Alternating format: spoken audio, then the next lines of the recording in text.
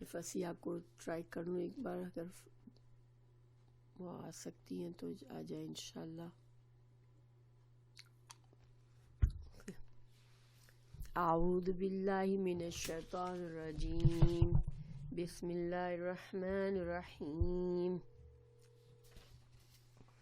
واختار موسیٰ قومہ 70 رجلا لمیقاتنا فلما أخذتهم الرجفة قال رب لو شئت أهلكتهم من قبل وإياي أتهلكنا بما فعل السفهاء منا إن هي إلا فتيتك تضل بها من تشاء وتهدي من تشاء وأنت ولينا فاغفر لنا وارحمنا وأنت خير الغافرين.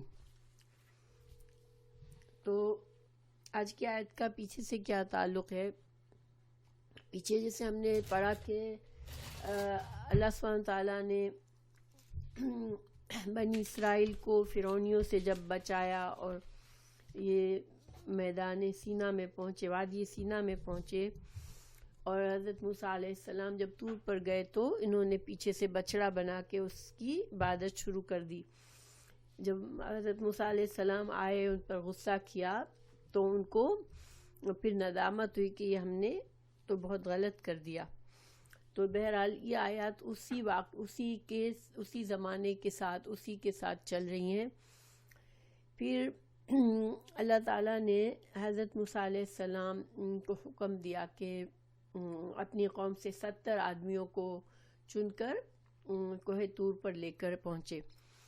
اب اس واقعے کے بارے میں بہت سے ڈیفرنٹ لوگ علماء نے مختلف رائے دی، کیونکہ اللہ سبحانہ تعالیٰ نے قرآن میں اس واقعے کی پوری تفصیل نہیں بتائی کہ ان کا کیا مقصد تھا وہاں جانے کا، اور پھر 2 جگہ پر ان کا ذکر بھی کیا، مگر تھوڑا سا ذکر کیا. اس وجہ سے مختلف رائے ہیں. انشاءاللہ ہم آج کا سبق پڑھیں گے تو ہمیں کچھ باتیں سمجھ میں آئے گی. لیکن ایک بات یہ کہ اللہ سبحانہ تعالیٰ جب واقعات بتاتے ہیں تو اس طرح جو عام کسی کتاب میں کوئی واقعہ ہوتا ہے جس میں ساری تفصیل ہمیں پتہ چلتی ہے، وہ ساری باتیں قرآن کے واقعات اس طرح نہیں ہوتے ہیں.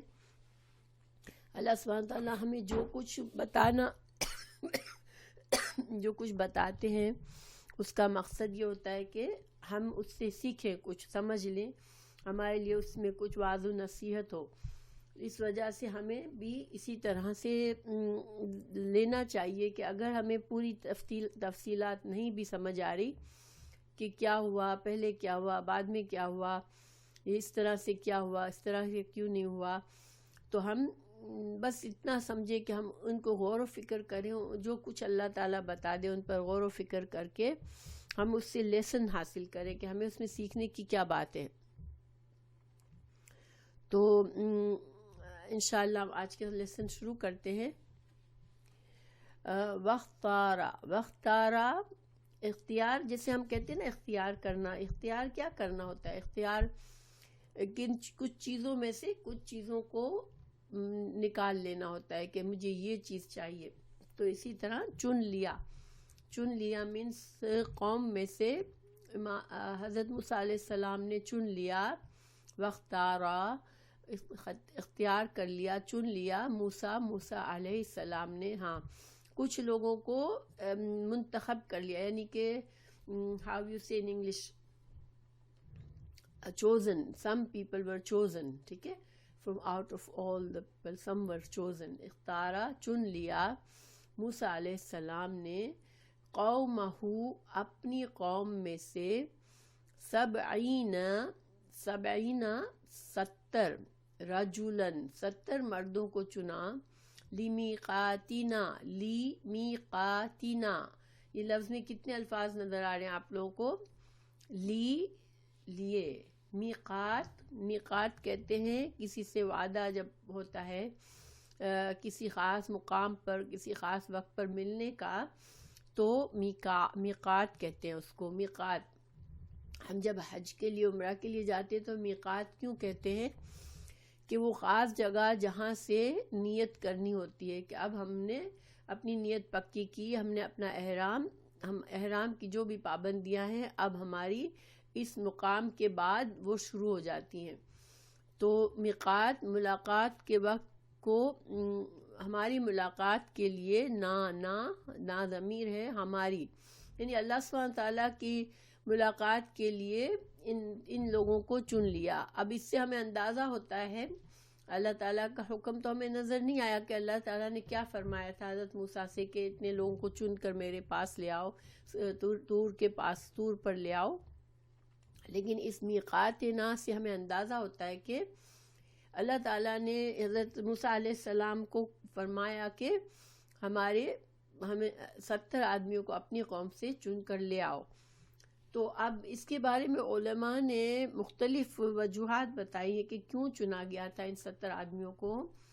تو جب قوم نے جب بچڑے کی پوجا کی تو اللہ سبحانہ تعالیٰ نے حکم دیا، ایک رائے یہ ہے کہ اللہ تعالیٰ نے حکم دیا کہ اب یہ 70 آدمی قوم کے جو دیکھیں ہر قوم میں جیسے لیڈرز ہوتے ہیں نا، تو شاید ہو سکتا ہے کہ یہ جو لوگ تھے وہ ایسے تھے کہ جو لیڈر مانے جاتے تھے، تو ان کو چن لیا رسول حضرت موسیٰ علیہ السلام نے ان کو چنا قوم میں سے، اور ان کو لے کر گئے کہ وہ اپنی قوم کو ریپریزنٹ کریں توبہ کرنے میں، یعنی کہ اپنی پوری قوم کی طرف سے اللہ سے توبہ کریں، اور اللہ سبحانہ تعالیٰ جو بھی اب توبہ کے نتیجے میں توبہ کی قبولیت کے لیے جو حکم دیں ان کو، وہ اس کو مان کر اپنی قوم میں آ کر اس حکم کو انفورس کریں، ٹھیک ہے؟ کیونکہ بہت سارے لوگ تھے، تو ایک طرح سے یہ ظاہر قوم کے قابل لوگ جن کو فالو کیا جاتا تھا ان کو لے کے۔ دوسری رائے یہ بھی ہے کہ یہ ان لوگوں سے کہا گیا کہ تم آؤ طور پر اللہ سبحانہ تعالیٰ سے بہت زیادہ عبادت کرو، دعا کرو اپنے لیے، اپنے قوم کے لیے، اور پھر اللہ سبحانہ تعالیٰ جو تمہیں حکم دے تم اس پر عمل کرو۔ اب جو کچھ بھی ہے واللہ عالم جو بھی وجہ تھی، لیکن جب یہ لوگ گئے تو پھر کیا ہوا؟ فلما، تو پھر جب اخذت پکڑ لیا ہم ان کو، الرجفتو ان کو زلزلے نے پکڑ لیا، بالکل، قالا کہا، یہ قالا کیا ہے؟ حضرت موسیٰ نے کہا، لیکن ہم یہاں پر اس پاس کر کے ہم اس کو سمجھتے ہیں کہ یہاں پر کہا گیا کہ ان کو زلزلے نے پکڑ لیا، لیکن سورہ بقرہ میں ہم نے پڑھا تھا کہ یہاں پر کچھ وجہ نہیں بتائی کہ کیوں پکڑا ان کو زلزلے نے، بس وہ گئے اور زلزلے نے ان کو پکڑ لیا۔ لیکن سورہ بقرہ میں اللہ سبحانہ تعالیٰ نے فرمایا آیت 55 میں، اور جب تم نے کہا اے بنی اسرائیل، جب تم نے کہا کہ ہم ہرگز تیری باتوں پر ایمان نہیں لائیں گے جب تک ہم خود اللہ تعالیٰ کو ظاہری طور پر نہ دیکھ لیں، تو پھر تم کو بجلی کی کڑک نے پکڑ لیا اور تم دیکھ رہے تھے، پھر تم کو تمہاری موت کے بعد ہم نے اٹھایا تاکہ تم شکر کرو۔ یہ سورہ بقرہ کی آیت 55 تھی، اور سورہ النساء 153 میں اللہ تعالیٰ نے فرمایا کہ انہوں نے کہا، یعنی بنی اسرائیل کے لوگوں نے کہا، ہمیں اللہ کو ظاہر آنکھوں سے دکھا دو۔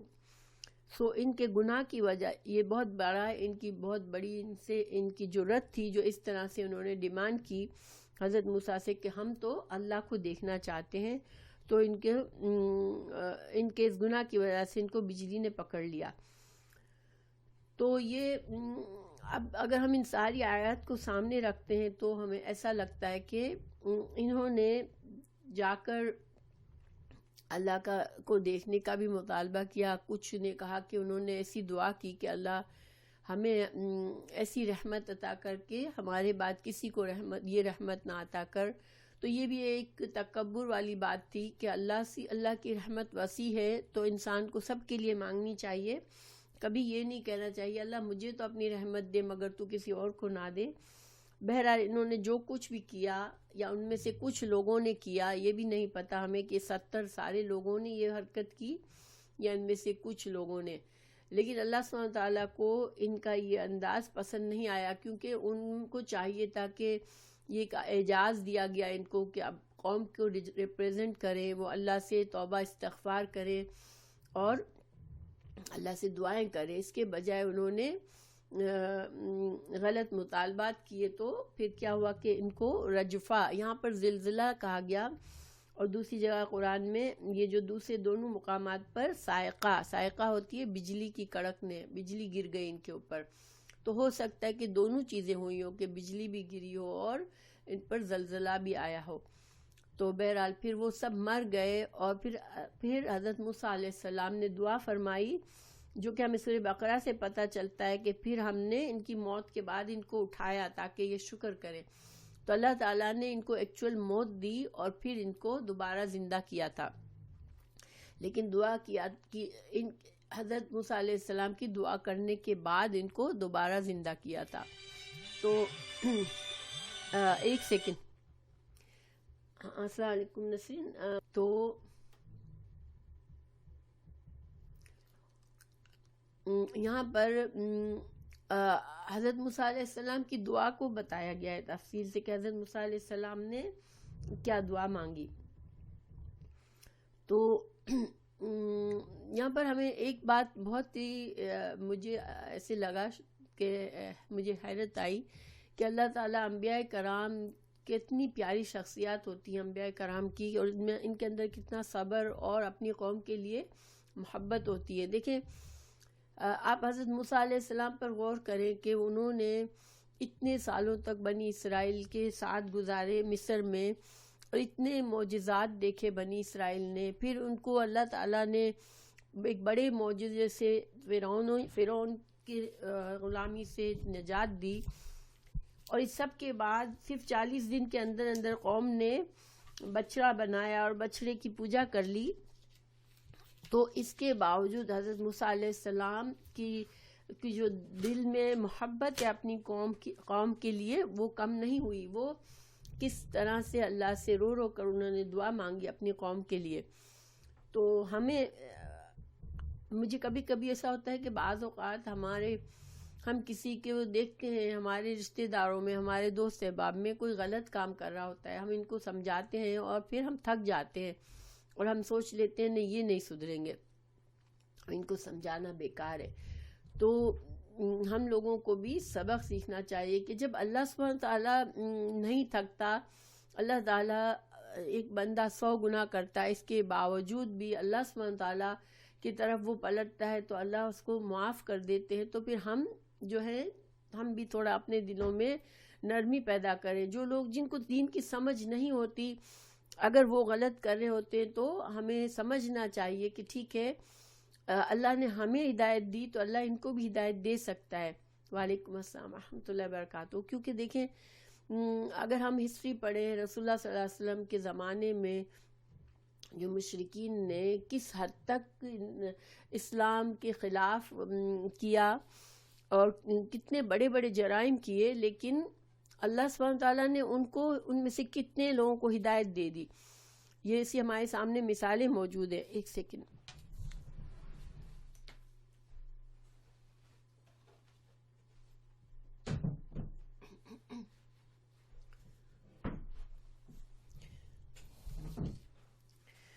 یہ ساری مثالیں ہمارے سامنے موجود ہیں کہ ابو سفیان جس نے اتنی جنگیں لڑی مسلمانوں سے، اس کی بیوی ہند جس نے اتنی زیادتی کی، حضرت حمزہ علیہ السلام کے ساتھ ان کے موت کے بعد ان کی باڈی کو وہ کیا تو مسئلہ کیا اس کی باڈی کا. تو حبشی جس نے حضرت حمزہ کو قتل کر دیا، اللہ سبحانہ تعالیٰ نے ایسے ایسے لوگوں کو بخش دیا اور ہدایت دے دی اور ان کے گناہ معاف فرما دیے. تو ہمیں کبھی بھی ہمت نہیں آنی چاہیے. اگر ہمارے پیارے کچھ لوگ ہیں جن کو دین سے بہت دور ہیں اور ان کی زندگی میں ایسے کام ہو رہے ہیں جو کہ ہمیں ڈر لگتا ہے ان کو دیکھ کر کہ ایسے مسلمان ایسے کاموں سے اللہ ناراض ہوتا ہے، مگر ہم کو ہمت نہیں آنی چاہیے ان کے لیے۔ بہرحال ہم دعا پڑھتے ہیں حضرت موسیٰ علیہ السلام کی۔ حضرت موسیٰ علیہ السلام نے فرمایا قالا ربی، اے میرے رب، لو شئتا، اگر تو چاہتا، اہلکتہم کتنے الفاظ ہیں؟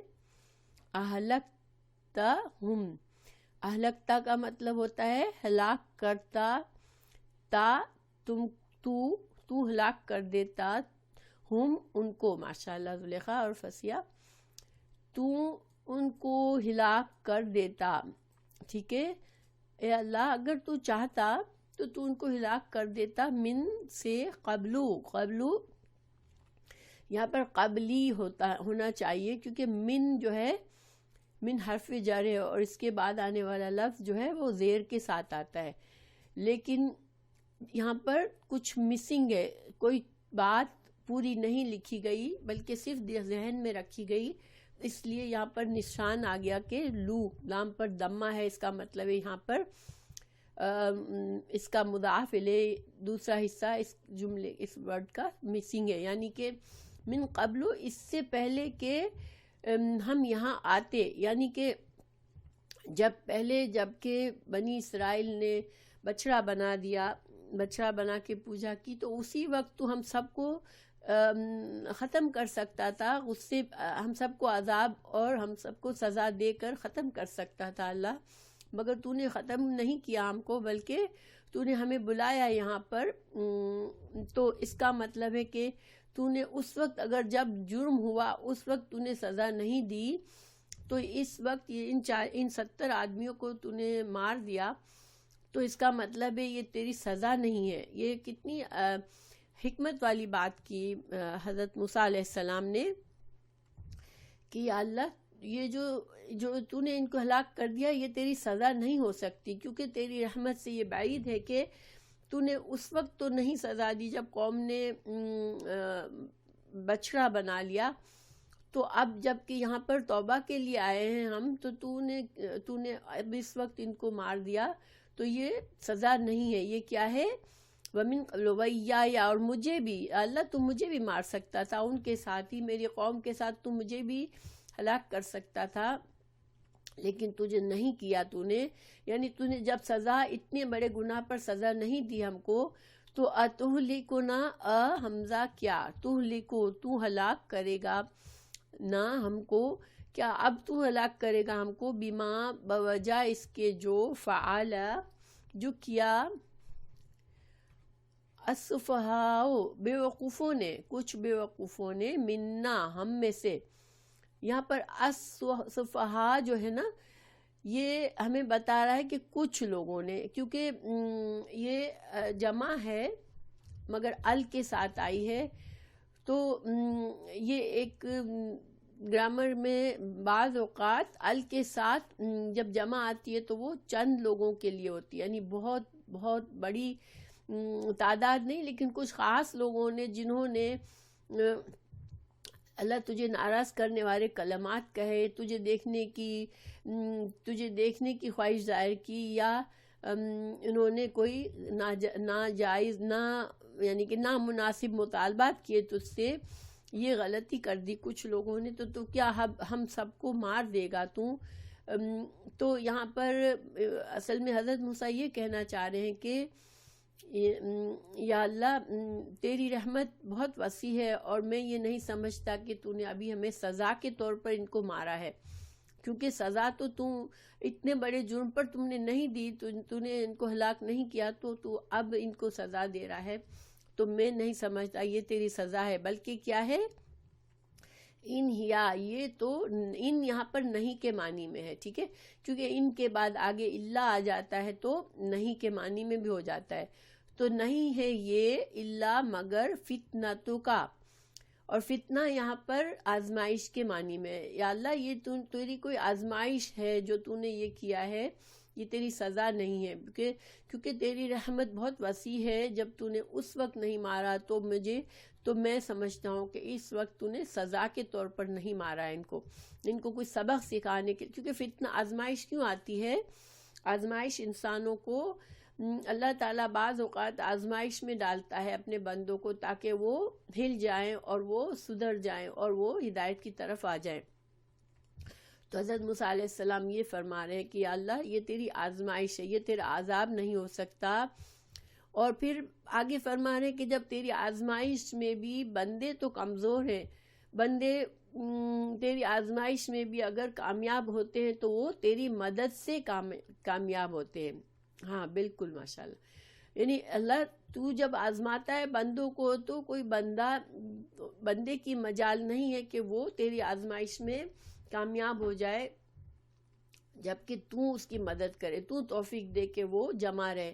اور دیکھیں اس میں بھی ہمارے لیے ایک بہت ہی گہرا سبق ہے کہ بعض اوقات ہم سمجھتے ہیں کہ کوئی مشکل آتی ہے یا کوئی، یعنی کہ ہم لوگ دین پر جمے رہتے ہیں یا ہم دین میں اچھا کام کرتے ہیں تو ہم تھوڑا سا ہمارے اندر یہ خود پسندی آ جاتی ہے کہ دیکھو ہم کیسے لوگ کام کرتے ہیں، ان کو ایسے نہیں کرنا چاہیے، دیکھو میں تو ایسا کرتی ہوں، میں تو ایسا کرتی ہوں، میں ایسا نہیں کرتی. یعنی اپنے بارے میں ہمیں ایک خوش فہمی سی ہو جاتی ہے کہ ہم بہتر ہیں دوسروں سے، کیونکہ ہم اللہ کے احکامات کو مان رہے ہوتے ہیں. لیکن کبھی بھی عاجزی کے سوا کوئی بندہ مومن کے لیے بہتر یہ ہمیشہ عاجزی سے سوچے اور اللہ کا شکر کرے کہ اللہ تو نے مجھے ہدایت دی، تو نے مجھے ثابت قدم رکھا اس آزمائش میں، تو انشاءاللہ ہمارے لیے اسی میں فائدہ ہے. تو یہی بات حضرت موسیٰ علیہ السلام فرما رہے ہیں کہ یا اللہ تو بھٹکاتا ہے بہا اس کے ساتھ من تشاء، یا اللہ یعنی کہ یا اللہ تو جب آزمائش میں ڈالتا ہے تو اس کے ذریعے کچھ لوگ بھٹک جاتے ہیں. وتہدی، اور تو ہدایت دیتا ہے من تشاء جس کو تو چاہتا ہے. یعنی کہ ہاں بالکل. تو گویا کہ یہاں پر حضرت موسیٰ فرما رہے ہیں کہ یا اللہ تو ان کو ہدایت دے، تیری رحمت ایسی ہے کہ تو ہدایت دے ان کو اس فتنے سے، تیری آزمائش میں کامیاب ہونے کی، اور تو انہیں گمراہ نہ ہونے دے. کیونکہ جو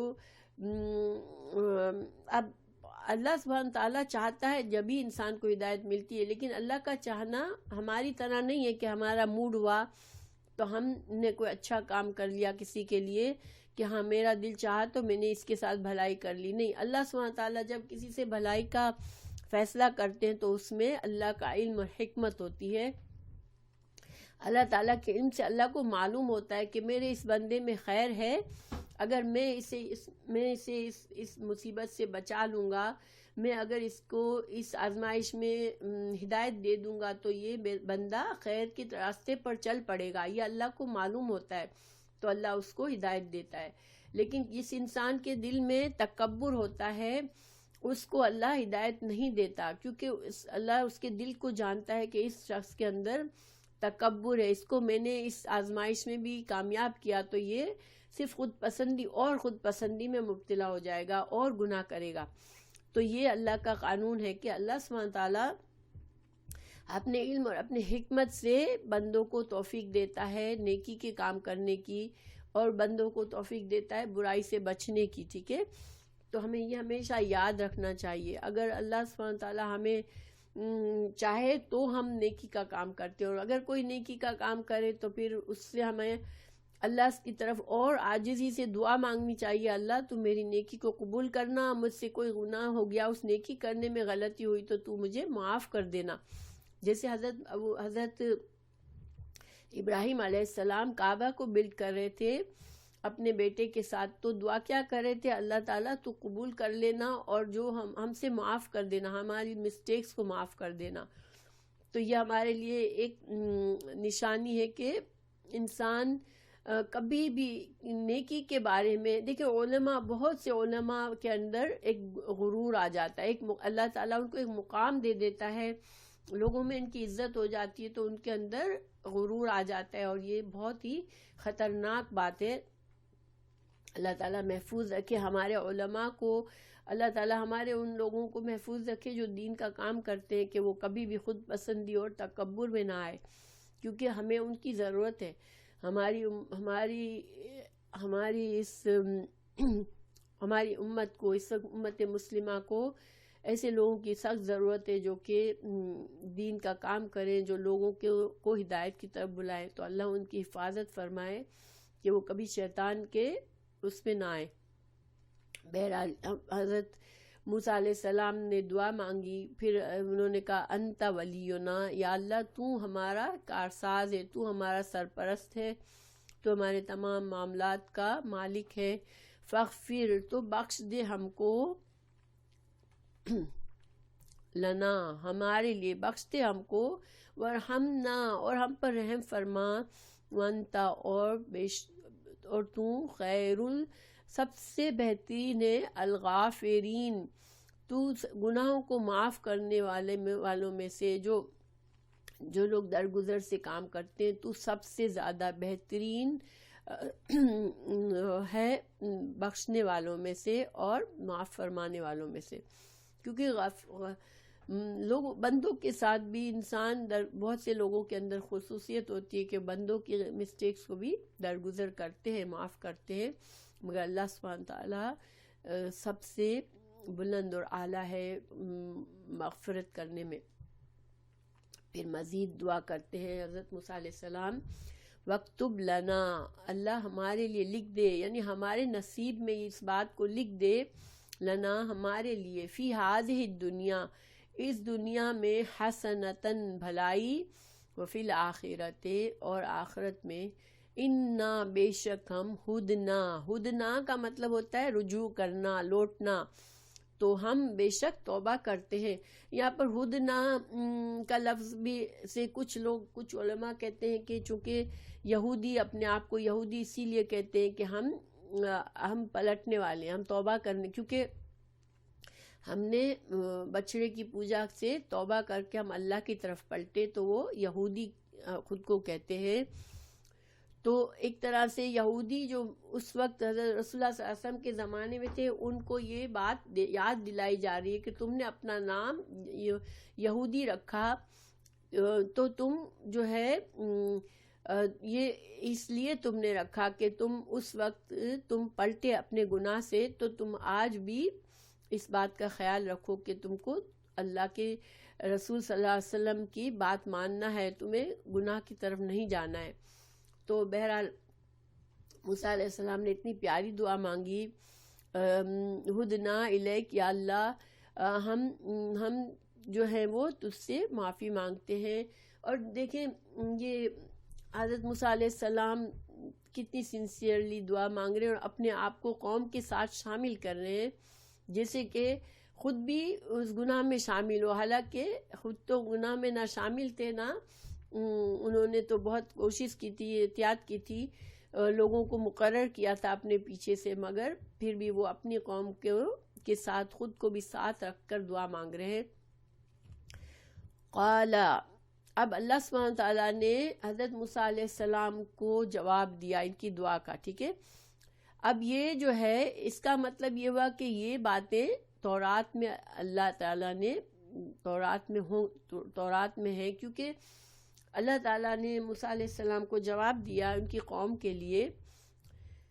قال، فرمایا اللہ نے، عذابی، میرا عذاب، اصیبو، میں پہنچاؤں گا۔ اصیبو میں کا ترجمہ کہاں سے آیا؟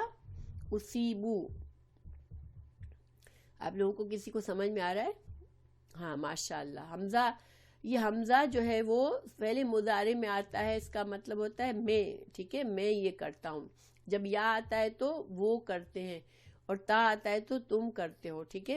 اصیبو، تو میں پہنچاؤں گا، اور بھی، اس کو، من اشاؤ، جس کو میں چاہوں گا۔ اب یہاں پر کچھ غور کرنے کی بات ہے۔ اصیبو، صاب یصیبو کا مطلب ہوتا ہے کہ جہاں جس چیز کو پہنچنا تھا وہاں پہنچتی ہے، ٹھیک ہے۔ جیسے بارش کو صوب کہتے ہیں. بارش کو کیوں صوب کہتے ہیں؟ کیونکہ بارش جو ہے، بادل تو ہر جگہ ہوتے ہیں، لیکن بارش اللہ کے اذن سے وہیں برستی ہے جہاں پر اللہ تعالیٰ اسے چاہتا ہے کہ وہ برسے. اسی طرح مصیبت ہے. مصیبت کو مصیبت کیوں کہتے ہیں؟ کہ مصیبت اسی پر جا کے پڑتی ہے جس پر اس کو پڑنا ہوتا ہے. تو گویا کہ ایک ٹارگٹ پر جانے والی چیز. ٹھیک ہے، اب اللہ سبحانہ وتعالیٰ فرما رہے ہیں میرا عذاب میں اس کو پہنچاؤں گا، مینس جس اس ٹارگٹ کو پہنچے گا جو ڈیزرو کر رہا ہوگا. ٹھیک ہے، یہاں اٹ سیلف یہاں معنی نکلتا ہے کہ جو اللہ کا عذاب کا مستحق ہوگا اس کو اللہ عذاب دے گا. بہی من اشاء. پھر اللہ تعالیٰ نے یوں کیوں فرمایا کہ میں جس کو چاہوں گا اس کو دوں گا، جبکہ عذاب تو اللہ تعالیٰ صرف اس کو دیتا ہے جو ڈیزرو کرتا ہے. تو یہاں پر یہ کچھ باتیں ہیں کہ دیکھیں اللہ کے اذن سے ہر چیز ہوتی ہے. پہلی بات، ٹھیک ہے، اللہ چاہے تو گنہگار کو بھی بخش دے، بغیر سزا دیے بخش دے، مگر اللہ سبحانہ تعالیٰ اپنے حکمت اور علم سے جس کو چاہتا ہے بخش دیتا ہے. یعنی جس بندے کے اندر خیر دیکھتا ہے اس کو بخش دیتا ہے، لیکن جس بندے کے لیے ضروری سمجھتا ہے اللہ کہ اس کو عذاب دینا ضروری ہے تو اس کو عذاب پہنچے گا. تو چونکہ حضرت موسیٰ علیہ السلام نے اپنی قوم کے لیے دنیا اور آخرت کی خیر اور بھلائی مانگی، تو اللہ تعالیٰ نے فرما دیا کہ خیر اور بھلائی میری نعمت اور میری رحمت ہے، تو وہ یہ نہیں ہے کہ گنہگار کو بھی ملے گی. اگر گنہگار اس قابل ہے کہ اس کو سزا ملنی چاہیے تو میری سزا اس کو ملے گی. ٹھیک ہے، گویا کہ اللہ سبحانہ تعالیٰ کسی کے نسب کو نہیں دیکھتا کہ یہ اعلیٰ نسب انسان ہے تو میں اس کو معاف کر دوں. کیونکہ اب بنی اسرائیل اللہ کے انبیاء کرام کے اولاد میں سے تھے، تو اور حضرت موسیٰ علیہ السلام نے ان کے لیے دنیا اور آخرت کی بھلائی مانگی. تو اس کا مطلب اب یہ نہیں ہے کہ اب بنی اسرائیل جو ہے فری ہیں، جو چاہیں کریں، گناہ کریں، ثواب کریں، لیکن اللہ کی رحمت اور اللہ کی حسنات ان کو پہنچے گی نہیں. تو اس سے ہمیں یہ پتہ، دیکھیں عیسائی کیا سمجھتے ہیں کہ حضرت موسیٰ علیہ السلام صلیب پر چڑھ گئے ہمارے لیے، تو اب اگر ہم اپنے آپ کو بیپٹائز کر لیں، ہم ان کے فالوورز بن جائیں، تو اب ہمارے لیے ہمارے گناہ معاف ہو جائیں گے. تو یہ طریقہ ایک کوئی لاجک سے بھی خلاف ہے. یعنی کوئی انسان لاجیکلی بھی سوچے کہ دنیا میں پھر فائدہ ہی کیا ہے کہ کوئی انسان اچھا بن کے رہے یا برا بن کے رہے یا اللہ کی فرما برداری کرے چاہے گناہ میں رہے، مگر چونکہ حضرت عیسیٰ علیہ السلام کو مان لیا تو اب وہ جنت میں جائے گا. تو یہ بات جو ہے انسان کی لاجک کو بھی سمجھ نہیں آتی. تو اللہ سبحانہ تعالیٰ نے یہاں پر یہی فرما دیا کہ اللہ سبحانہ تعالیٰ نسل کو نہیں دیکھتا. ٹھیک ہے، اللہ سبحانہ تعالیٰ بندے کے اعمال کو دیکھتا ہے. اگر وہ بندہ ڈیزرو کرتا ہوگا کہ اس کو سزا ملے تو اللہ ضرور سزا دے گا، اور اگر اللہ چاہے تو وہ معاف بھی کر دے گا. میں چاہوں، اگر اللہ چاہے تو معاف فرما دے. ورحمتی، اور میری رحمت، وسعت کل شیء، میری رحمت جو ہے وہ چھائی ہوئی ہے کل شیء، ہر چیز پر. یہ تا جب وسعت ماضی پر تا ساکن آتی ہے تو یہ مسکولن ہے یا فیمن، یعنی کہ یہ مؤنث ہے یا مذکر ہے؟ کسی کو سمجھ آتا ہے؟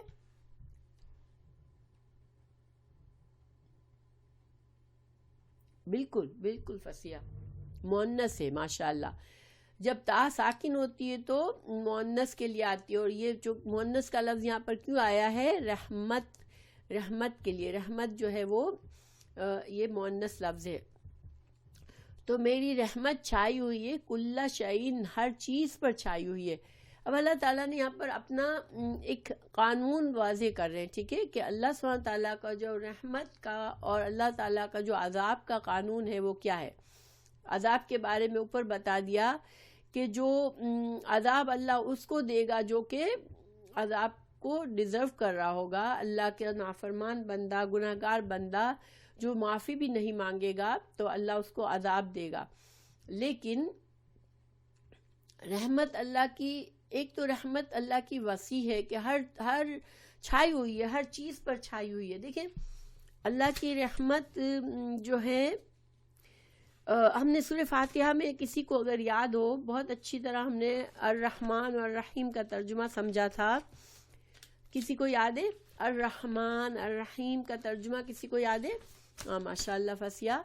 دیکھیں الرحمن کا ہم نے پڑھا تھا کہ اللہ کی رحمت جو ہے عام ہے. تو اللہ کی ایک رحمت عام ہے جو اللہ کی مخلوق کے لیے اللہ نے اپنے اوپر لکھ لی ہے کہ اللہ نے مخلوق کو بنایا. اللہ اس رحمت سے بندوں پر یہ رحمت اللہ کی عام ہے. تو اس کو ہم ایسے سمجھ سکتے ہیں کہ اللہ کی رحمت، اللہ دنیا میں تمام مخلوق کو رزق دیتا ہے، کافر ہو، نافرمان ہو، مسلمان ہو، فرما بردار ہو، کوئی بھی ہو، اللہ اس کو اس کا نصیب کا رزق دیتا ہے جو اللہ نے اس کے لیے لکھا ہوا ہے. ٹھیک ہے، اس میں اللہ بعض اوقات کافروں کے پاس بہت زیادہ دنیا کی نعمتیں ہوتی ہیں، بلکہ ایون مسلمانوں سے زیادہ ہوتی ہیں.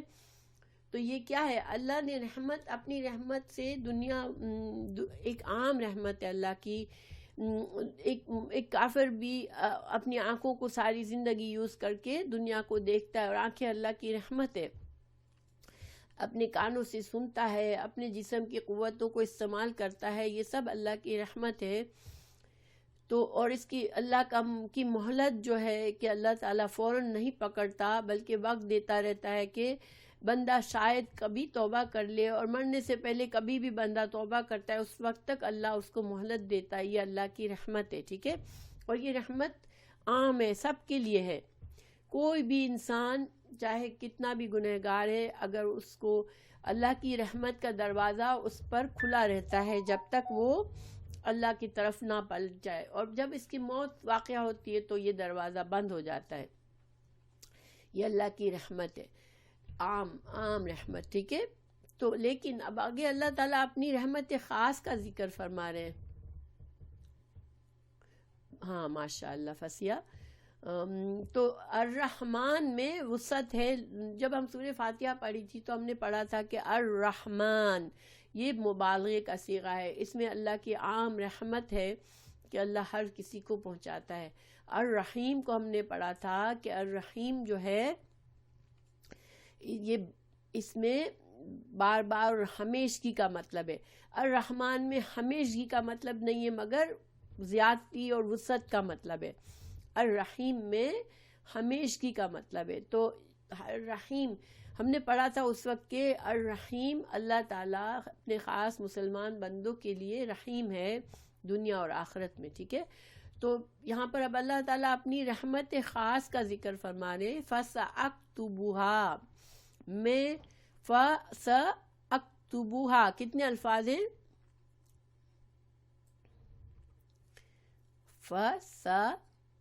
اور سا کا مطلب کیا ہوتا ہے؟ 2 الفاظ نہیں، فَسَأَكْتُبُهَا کتنے الفاظ ہوئے؟ فا کا مطلب پس، سا کا مطلب ان قریب. جب مضارع پر ساتھ سین آتی ہے تو ان قریب، یعنی یہ پھر فیوچر کے لیے ہو جاتا ہے. اکتبو حمزہ میں، اکتبو میں لکھوں گا، ہاں اس کو 4 الفاظ ہیں ماشاءاللہ. تو میں ان قریب اس کے نصیب میں لکھ دوں گا، اس کے لیے لازم کر دوں گا. یعنی میں ان قریب اپنی رحمت کے خاص کو لازم کر دوں گا. کس کے لیے؟ للذین، ان لوگوں کے لیے، یتقون جو کہ تقوی اختیار کرتے ہیں، وَيُؤْتُونَ اور دیتے ہیں، الزکوٰۃ زکوٰۃ دیتے ہیں. جو تقوی اختیار کرتے ہیں، اللہ کا تقوی کرتے ہیں، زکوٰۃ دیتے ہیں. والذین ہم اور وہ لوگ بھی آیاتنا یؤمنون اور جو ہماری آیات پر ایمان رکھتے ہیں. یہاں پر میں مزید تفصیل بتاؤں اس سے پہلے اللہ کی عام رحمت کے بارے میں حدیث پڑھتی ہوں میں، کہ یہ حدیث ہے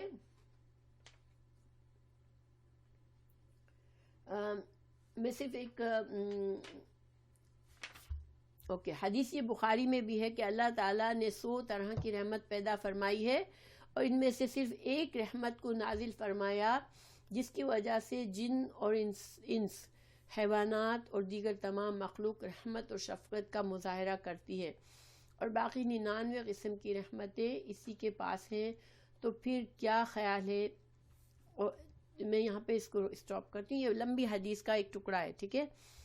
پھر دوسری صحیح مسلم کی حدیث ہے، رسول اللہ صلی اللہ علیہ وسلم نے فرمایا بے شک اللہ تعالیٰ نے 100 قسم کی رحمت کو پیدا فرمایا، ان میں سے یہ صرف ایک رحمت ہے جس کی وجہ سے مخلوق ایک دوسرے پر رحم کرتی ہے، اور وحشی جانور اپنی اولاد پر شفقت کرتے ہیں، اور 99 قسم کی رحمتوں کو اس نے قیامت کے دن اپنے پاس رکھا ہے۔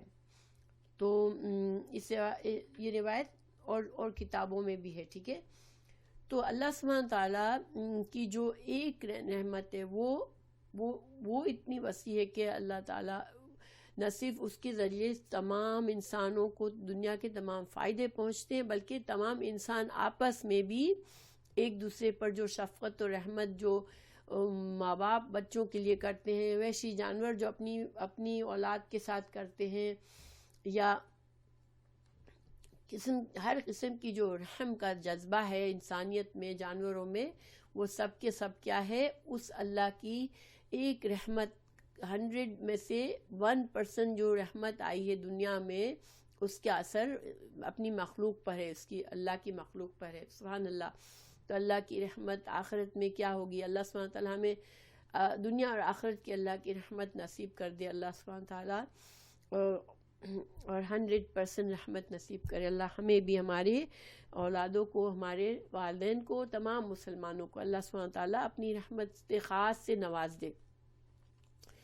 اچھا، اب اللہ تعالیٰ نے یہاں کچھ صفات بتائیں کہ جن لوگوں کو اللہ کی خاص رحمت ملے گی ان میں یہ صفات ہونی چاہیے۔ نمبر 1، یتقون، وہ تقوی اختیار کرتے ہیں۔ تقوی آپ کو پتہ ہے کہ کیا ہے؟ تقوی انسان زندگی اس طرح اللہ کے ڈر سے گزارے کہ ہر وقت بچا کے رکھے خود کو کہ میں اللہ مجھے دیکھ رہا ہے، اللہ ہر وقت مجھے دیکھ رہا ہے، اور اللہ سبحانہ تعالیٰ جو ہے وہ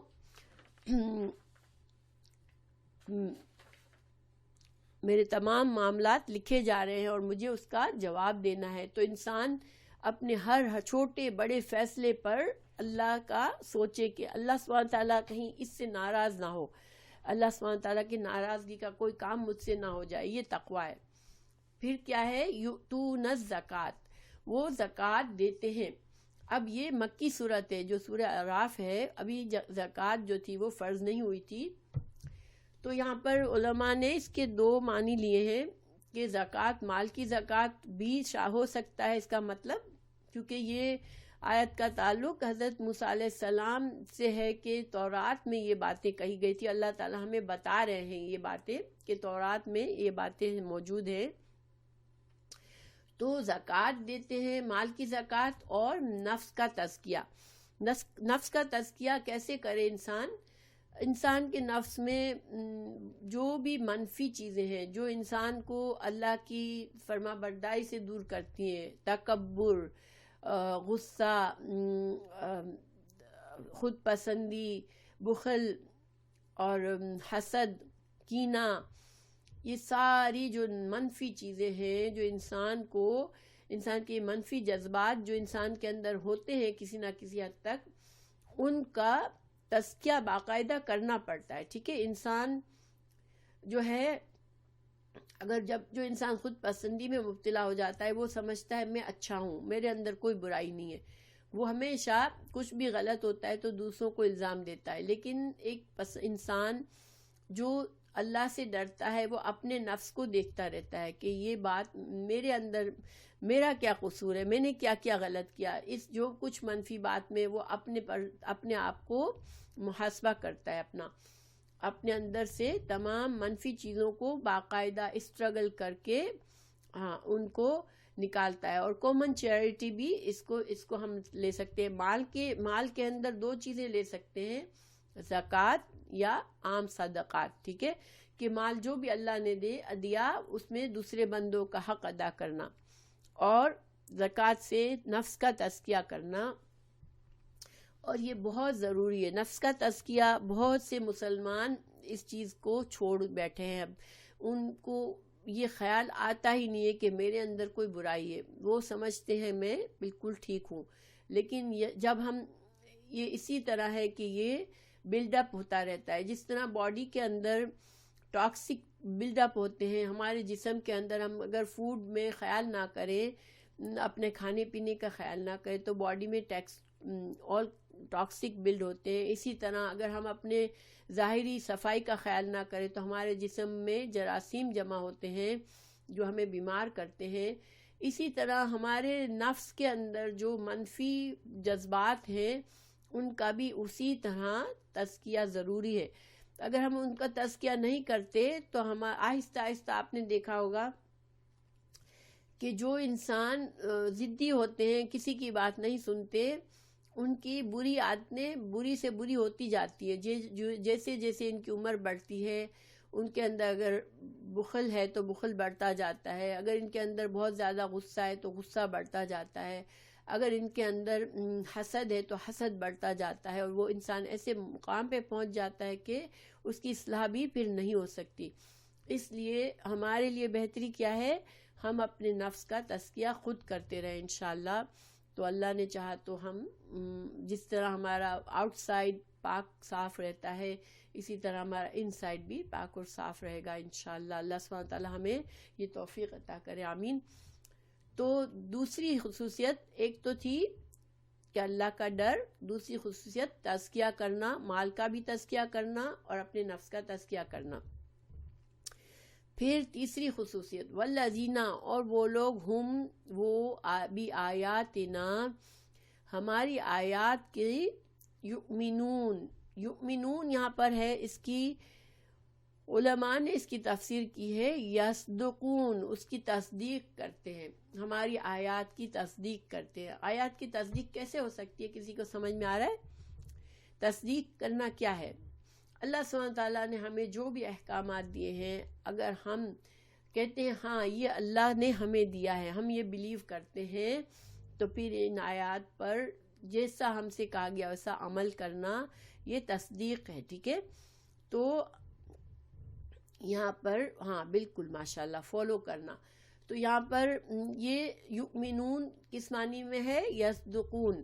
تو یہاں گویا کہ چونکہ جو اہل کتاب کا معاملہ چل رہا ہے تو اہل کتاب کو نصیحتیں کی جا رہی ہیں، تو ان سے کہا جا رہا ہے کہ تم کو اب ظاہر وہ لوگ تو چلے گئے قرآن کے وقت میں، یہ لوگ جس وقت یہ سب کچھ ہو رہا تھا وہ تو اب دنیا میں نہیں ہے.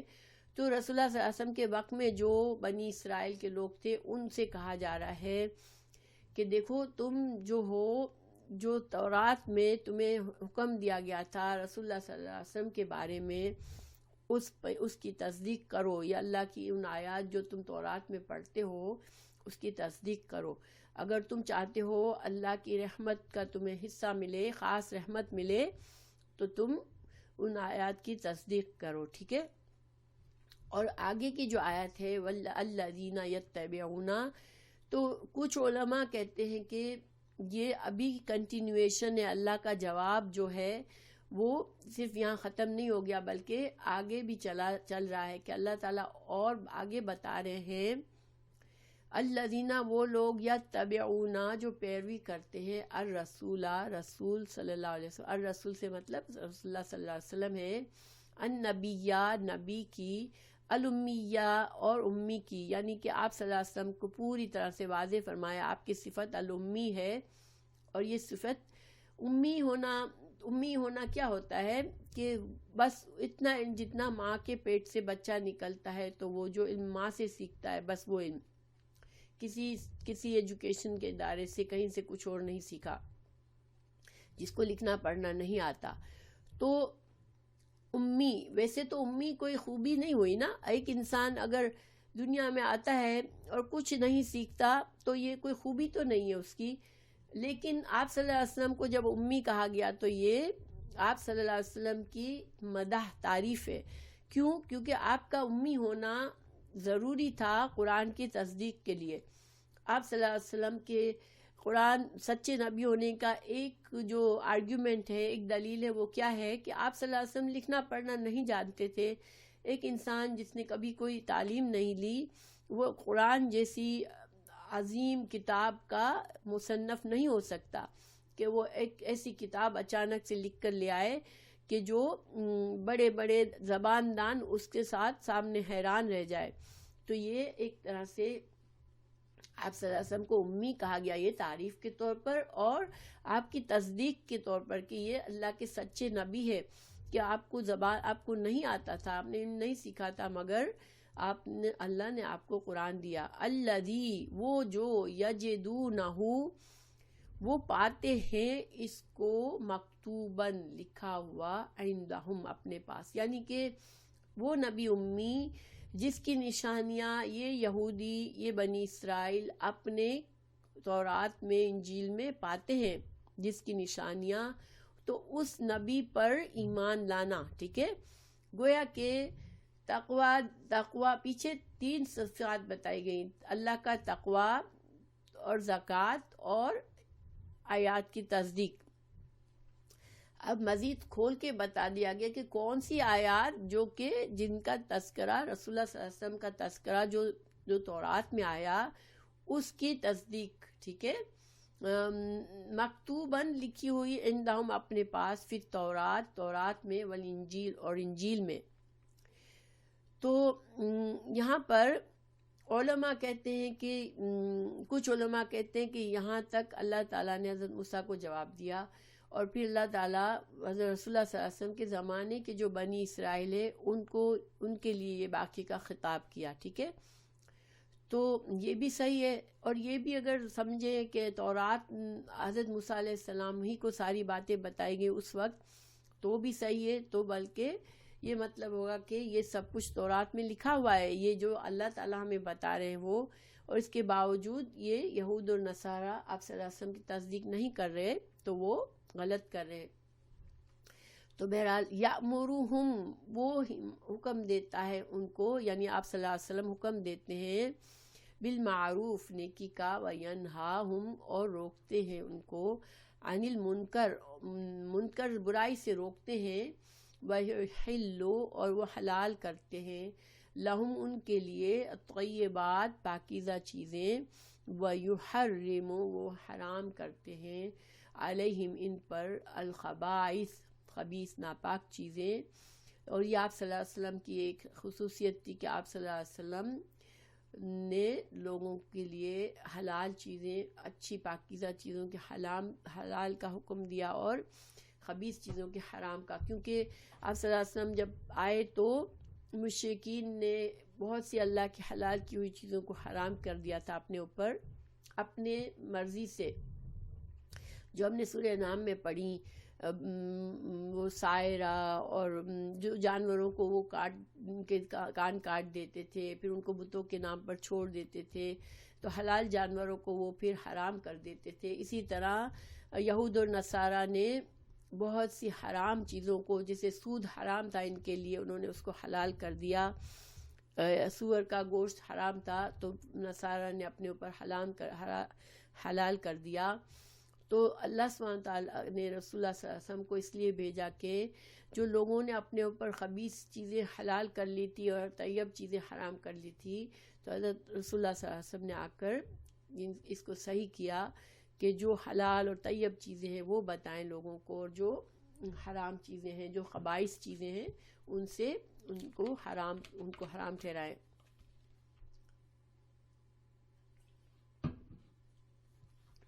وَيَدْعُ وہ دور کرتے ہیں، یعنی آپ صلی اللہ علیہ وسلم دور کرتے ہیں، عنہم ان سے، مینس بنی اسرائیل سے، اسرہم ان کا بوجھ. ان کا کیا بوجھ تھا؟ بنی اسرائیل پر اللہ تعالیٰ نے بہت ہی ان کی سزا کے طور پر بہت مشکل شریعت دی تھی ان کو، کہ ان کے جسم کے کپڑوں پر بھی اگر کوئی نجس ناپاکی لگ جاتی تو اس کو کاٹنا پڑتا تھا کپڑے سے، وہ دھونے سے وہ ناپاکی دور نہیں ہوتی تھی. اسی طرح جانوروں میں بھی ان پر سختی تھی کہ چربی نہیں کھا سکتے جانوروں کی، حلال جانوروں کی چربی بھی ان پر حرام تھی، اور بہت سی سختیاں تھیں. تو یہ اتنی سخت شریعت کو فالو کرنا بہت مشکل تھا ان کے لیے. تو رسول اللہ صلی اللہ علیہ وسلم کو اللہ نے آسان دین دیا.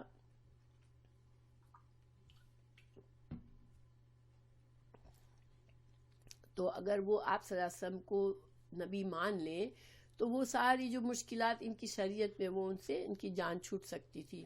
والاغلال اور توق بیڑیاں التی وہ جو کانت تھی علیہم یعنی اللہ نے جو ان پر سختی کی تھی ان کی گناہوں کی وجہ سے ان پر جو سختیاں ڈالی گئی تھی وہ سب آپ صلی اللہ علیہ وسلم ان پر آسانی کر دیتے. اس کے لیے احادیث ہے بہت سی تو انشاءاللہ میں پڑھوں گی مگر ہم ابھی کنٹینیویشن کر لیتے ہیں اس کو. فَالَّذِينَ اور وہ لوگ آمنو جو بھی ایمان لے آئے بھی اس پر یعنی رسول اللہ صلی اللہ علیہ وسلم پر وَعَزَّرُوهُ اور انہوں نے قوت دی ان کو یعنی بنی اسرائیل کے جو لوگ جو ایمان لے آئے آپ صلی اللہ علیہ وسلم پر اور آپ صلی اللہ علیہ وسلم کو کی عزت بڑھائے آپ کی قوت بڑھائے وَنَصَرُوهُمْ اور آپ کی مدد فرمائے آپ کے مشن میں وَاتَّبَعُوا اور وہ پیروی کرے ان کی النور قرآن کی. نور یہاں پر قرآن مطلب ہے الذی وہ جو انزلا اتارا گیا معہو اس کے ساتھ. تو پھر دیکھیں یہ ساری باتیں اگر مانتے ہیں بنی اسرائیل تو پھر وہی لوگ اولئک هم المفلحون تب وہ فلاح پانے والے ہیں. اب یہاں پر ان آیات کو خاص بنی اسرائیل کی اصلاح کے لیے ذکر کیا گیا. حضرت موسیٰ علیہ السلام کی دعا کے بعد ذکر کیا گیا کہ اگر تم کو فلاح چاہیے کیونکہ حضرت موسیٰ علیہ السلام نے دنیا اور آخرت کی فلاح مانگی رحمت مانگی اپنی قوم کے لیے تو اللہ تعالیٰ نے بتا دیا کہ یہ کام کرنے ہیں تو فلاح ملے گی. اب اس آیت میں دیکھیں یہ بھی اس آیت میں ہمیں دلیل ملتی ہے کہ آج اگر کوئی ہم کہے کہ یہ تو یہود اور نصارہ میں کچھ اتنے اچھے لوگ ہوتے ہیں اتنے نیک لوگ ہوتے ہیں تو وہ کیوں جنت میں نہیں جائیں گے.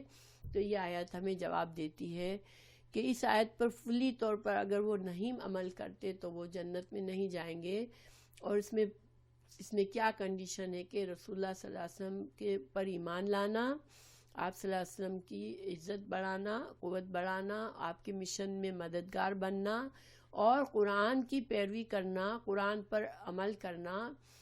تو یہ سارے کام اگر وہ نہیں کرتے تو پھر وہ اولئک هم المفلحون ہم جو ہے زور دینے کے لیے آیا ہے ورنہ اولئک المفلحون سے جملہ پورا ہو جاتا تھا کہ وہ ایسے لوگ فلاح پائیں گے. ٹھیک ہے لیکن نہیں یہاں پر ہم لا کر بتا دیا گیا کہ صرف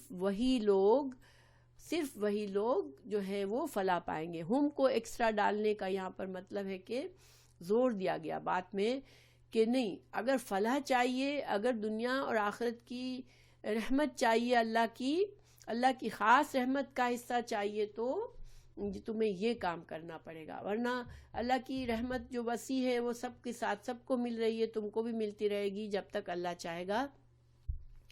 تو یہ بنی اسرائیل کو نصیحت کی گئی.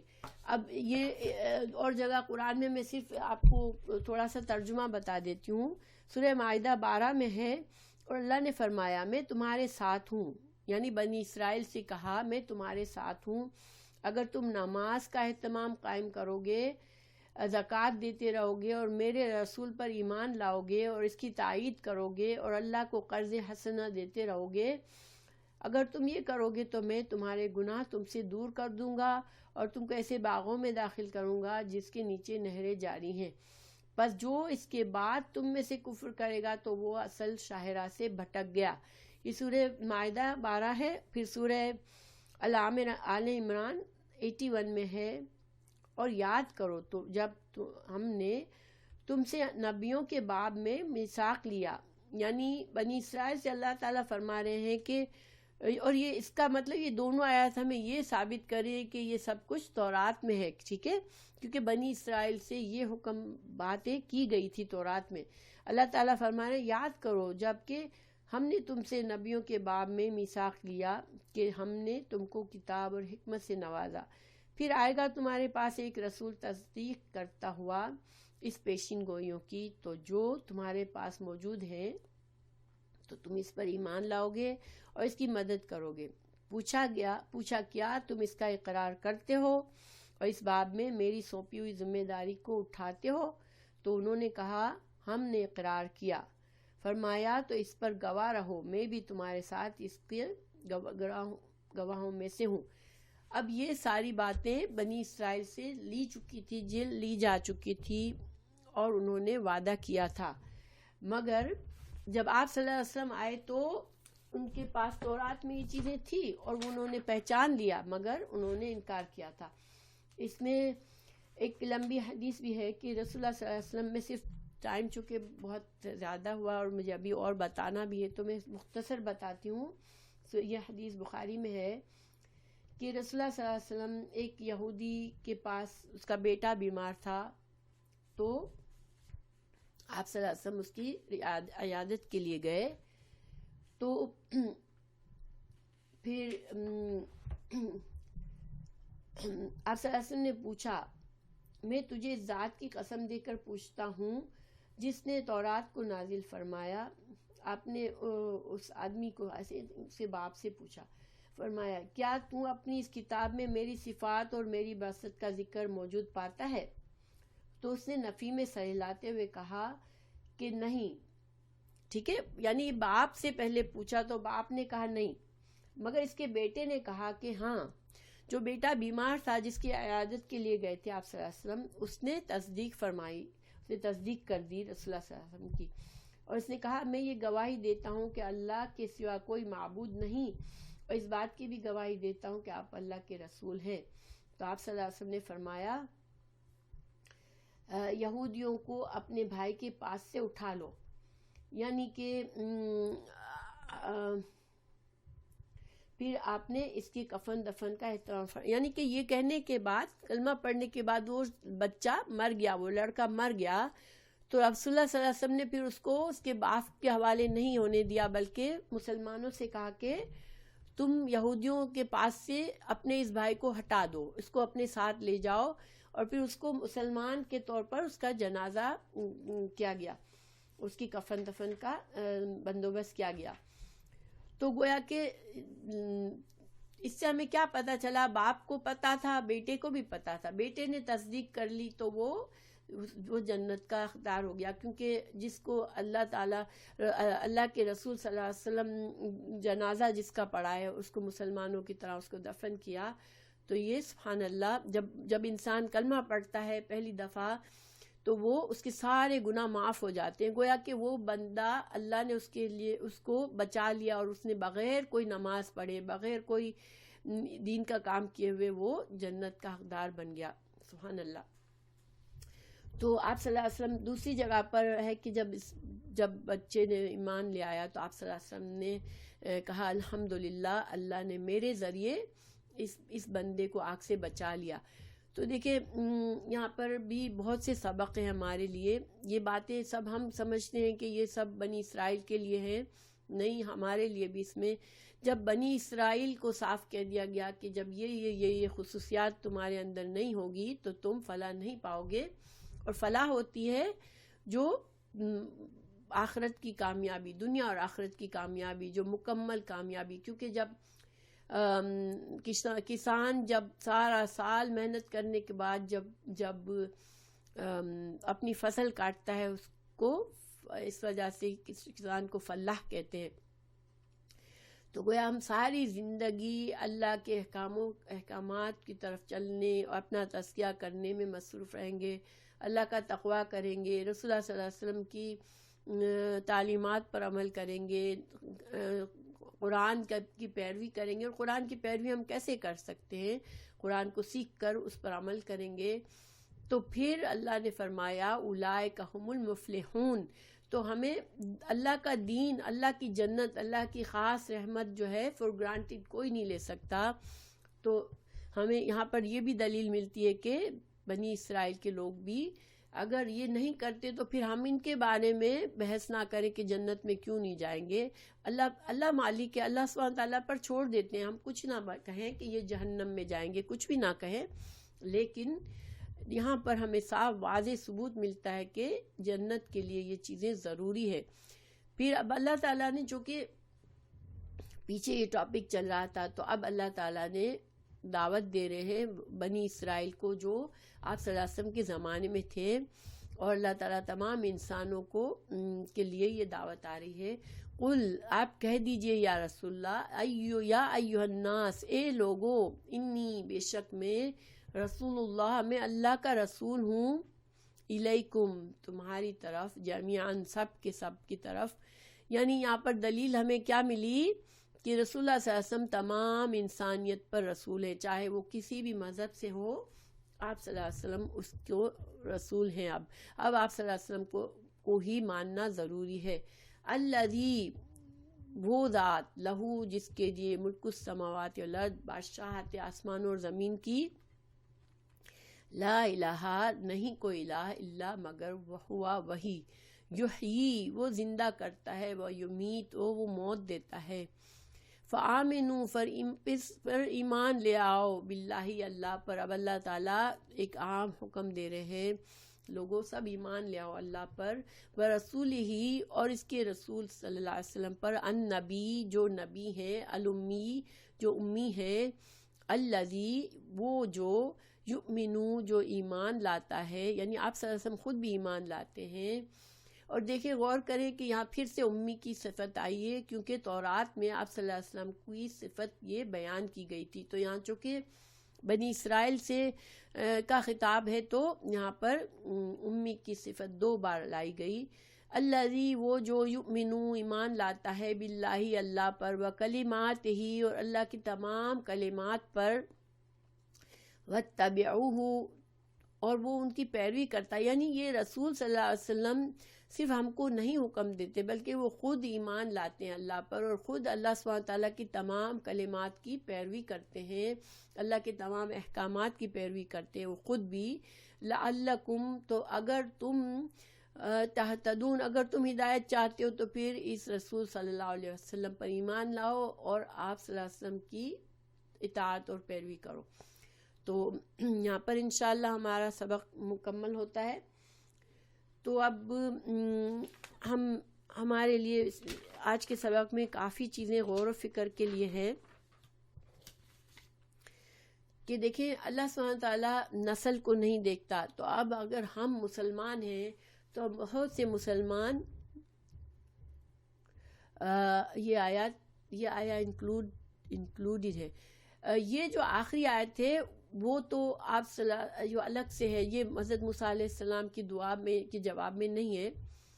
اللہ سبحانہ تعالیٰ نے چونکہ رسول اللہ صلی اللہ علیہ وسلم کے زمانے کے یہودیوں اور نصارہ کو اللہ اسلام کی دعوت دے رہا ہے ان آیات میں, حضرت موسیٰ علیہ السلام کی دعا کا ریفرنس دے کر, کہ موسیٰ علیہ السلام نے تو تمہارے لیے دعا کی تھی, ٹھیک ہے, اور میں وہ دعا تمہارے لیے قبول کروں گا, لیکن تمہارے لیے یہ شرائط ہے کہ تم یہ اس نبی صلی اللہ علیہ وسلم پر ایمان لاؤ. اور جیسا کہ میں نے بتایا کہ یہ آیات 58 اور 57 جو ہے وہ دلیل ہے کہ رسول اللہ صلی اللہ علیہ وسلم کی رسالت پر ایمان لائے بغیر اب جو ہے انسان کے لیے, کسی بھی انسان کے لیے اب جو ہے وہ نجات کا اگر ذریعہ ہے تو یہی ہے.